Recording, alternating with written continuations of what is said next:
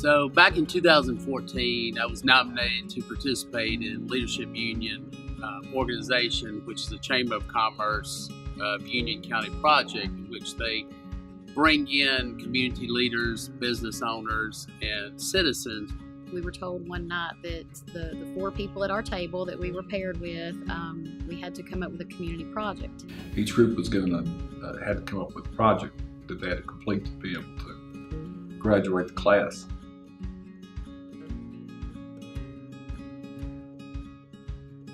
We knew that we had a mountain located in Union County known as Blood Mountain. And the history of Blood Mountain states that there was a massive battle between the Creek and the Cherokee Indians. And this battle was such a fierce battle, they say that the streams at the bottom of the mountain ran red with blood for 3 days after the fight.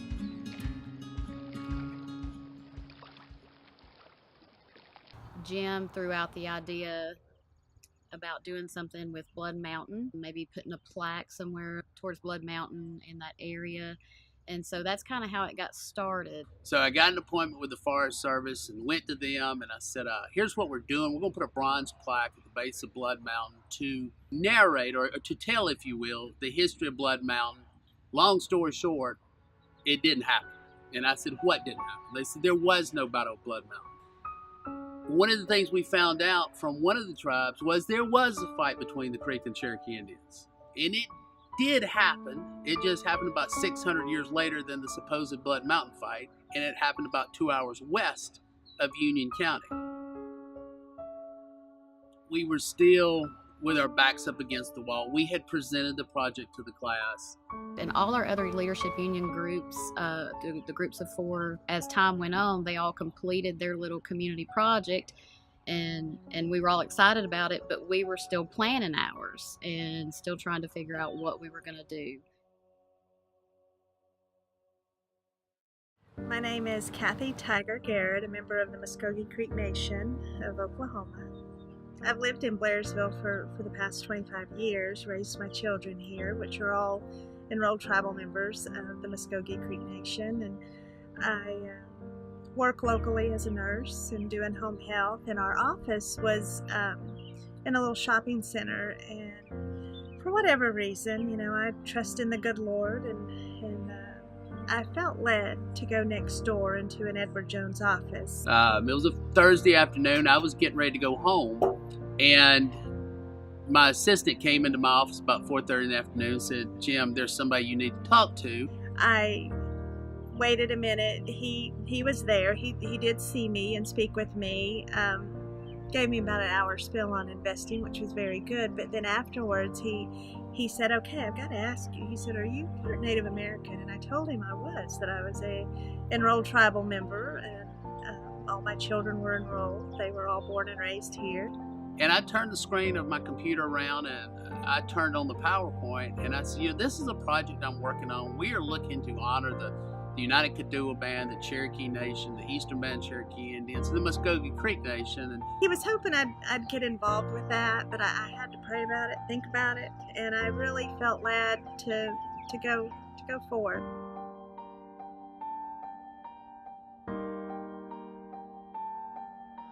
Then Jim and some other people started dreaming a little bigger, that we wanted to maybe go the route of something bigger.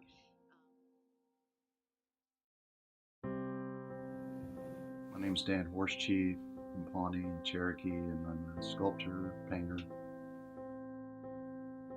I receive a lot of emails and messages about projects.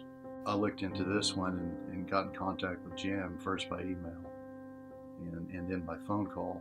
He said he was from Blairsville, Georgia, and he had this project in mind, and he said that they wanted to basically bring back the people that were the original people and kind of have a homecoming, a gathering there.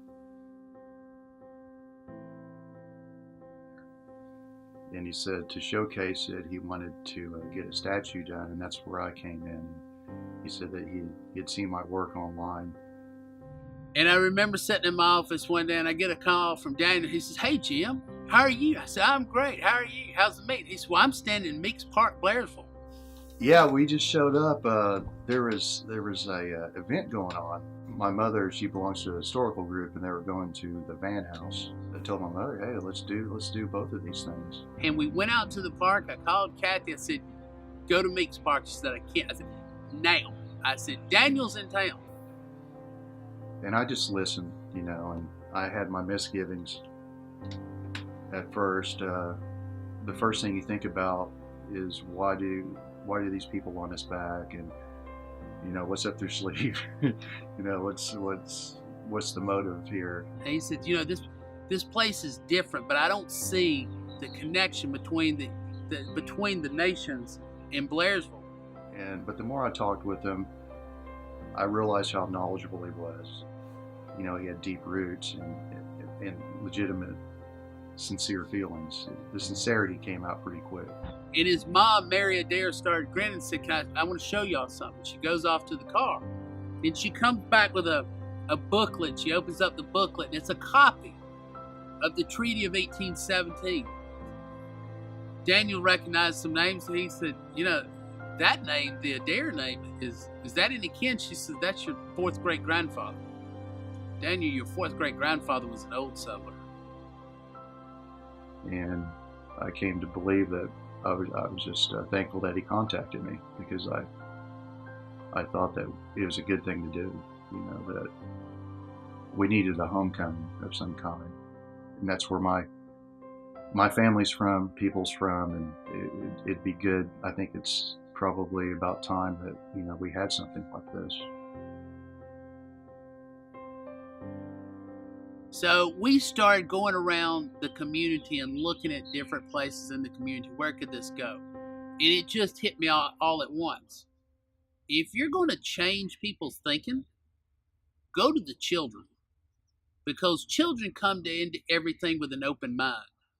And if you're going to get exposure for the project, put it at Meeks Park. For Union County, Meeks Park is a beautiful, beautiful county-owned place that we love to have festivals. It draws a lot of people from different parts of the country.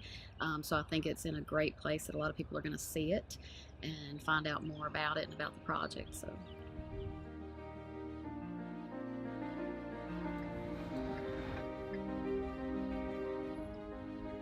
down below is a large open area that this is where I see everything, or we all see everything taking place. So down here we'll have the dances, the stickball game, we'll have the speaking stage, we'll have the vendors set up on the outside.